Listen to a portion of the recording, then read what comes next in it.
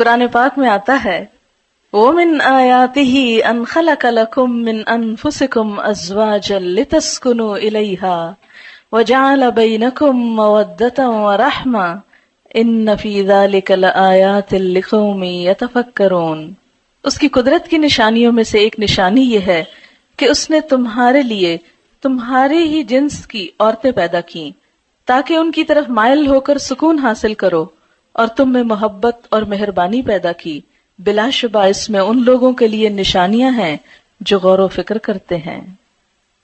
نکاح اسلام کی نظر میں ایک عبادت ہے، نیکی کمانے کا ایک ذریعہ ہے، ایمان مکمل کرنے کا ایک ذریعہ ہے۔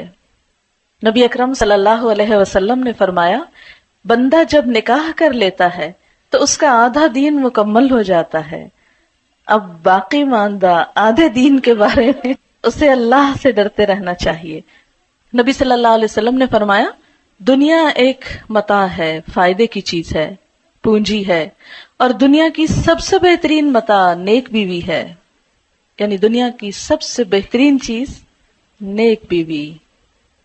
ہمارے ہاں عموماً شادیاں جس طریقے پر ہوتی ہیں اس میں وقت کا بھی ضیاع ہوتا ہے، پیسے کا بھی ضیاع ہوتا ہے، اور ایک بھیڑ جمع ہوتی ہے اور بکھر جاتی ہے۔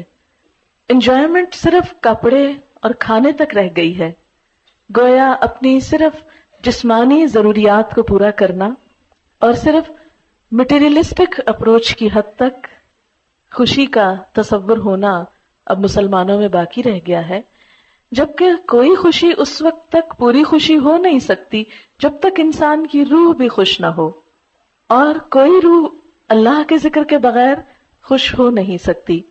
تو اس لیے اس شادی میں اللہ کے ذکر کے ساتھ ساتھ کچھ باتیں بھی نہیں سیکھیں گے انشاءاللہ، یعنی خوشی کا اظہار بھی ہو اور اس کے ساتھ ساتھ اچھی اچھی نصیحتیں بھی ہوں جو دلہن کو اور اس کی بہت سی دوستوں اور سہیلیوں کو بھی کام آئے انشاءاللہ، اور جو بھی شریک ہونے والے ہیں۔ تو ہم شروع کرتے ہیں آج کے اس پروگرام میں۔ جو اہم حصہ ہے وہ یہ کہ جو لوگ اس تجربے سے گزر چکے ہیں، گزر رہے ہیں، اور انہوں نے اس زندگی میں ایک بہترین کامیابی حاصل کی ہے، یا جن چیزوں سے ان کی ازدواجی زندگی خوشگوار ہوئی ہے، میں چاہوں گی کہ وہ ہمارے ساتھ اس پروگرام میں شریک ہوں اور اپنے ذاتی تجربات کا ذکر کریں تاکہ دوسرے لوگوں کو فائدہ ہو اور ان کی زندگیاں بھی خوشگوار ہو جائیں۔ سب سے پہلے ایک بیٹی کے لیے سب سے زیادہ جو چیز دعاؤں کا اور دوسرے گھر میں مقام بنانے کا سبب بنتی ہے وہ خدمت ہے۔ کوئی لڑکی اپنی اچھی شکل سے، اپنے علم سے، اپنے ہنر سے، اپنی دوسری قابلیت سے سسرال کے ہاں جگہ نہیں بنا سکتی جو خدمت سے بنا سکتی ہے۔ بہت سی بے ہنر لڑکیاں بھی جب اچھے جذبے کے ساتھ خدمت کا ارادہ کرتی ہیں اور کرتی ہیں اور قربانی کرتی ہیں تو بہت دعائیں بھی پاتی ہیں اور بہت خوشحال زندگی بھی۔ تو یہ خوشحال زندگی کا ایک راز ہے سیکریفائس اور لینے کی بجائے دینے پہ نظر رکھنا۔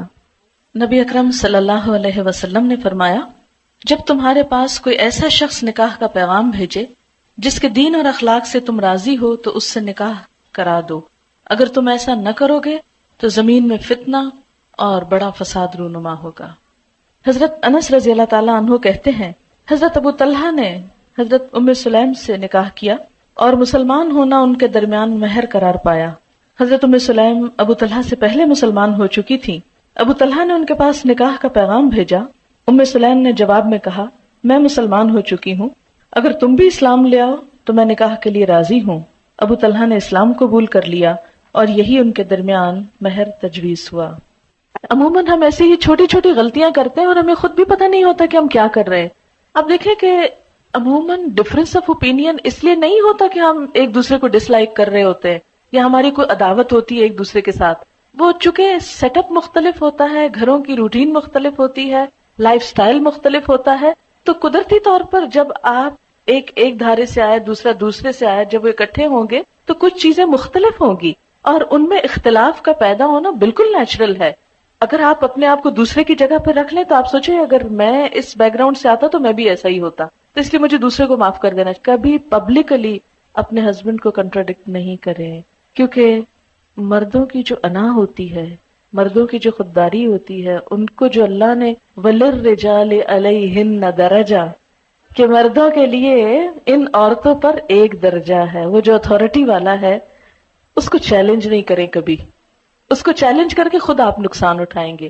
اس کو وہیں رہنے دیں، اس کو برقرار رکھیں. وہ آپ کے فائدے کا بھی ہے، اور اگر اس معاملے میں اس نصیحت پر عمل ہو جائے کہ ٹھیک ہے اختلاف بھی ہو گئے، آپس میں محبت سے بھی انسان ایک دوسرے سے جھگڑتا ہے، روٹتا ہے، سب کچھ چلتا ہے، ایک نیچرل لائف کی علامت ہے، لیکن لوگوں کے سامنے نہیں. کیونکہ شوہر اپنی بے عزتی کو ہمیشہ دل میں رکھ لیتے ہیں اور پھر جگہ جگہ انتقام لیتے ہیں اور زندگی تلخ کر دیتے ہیں.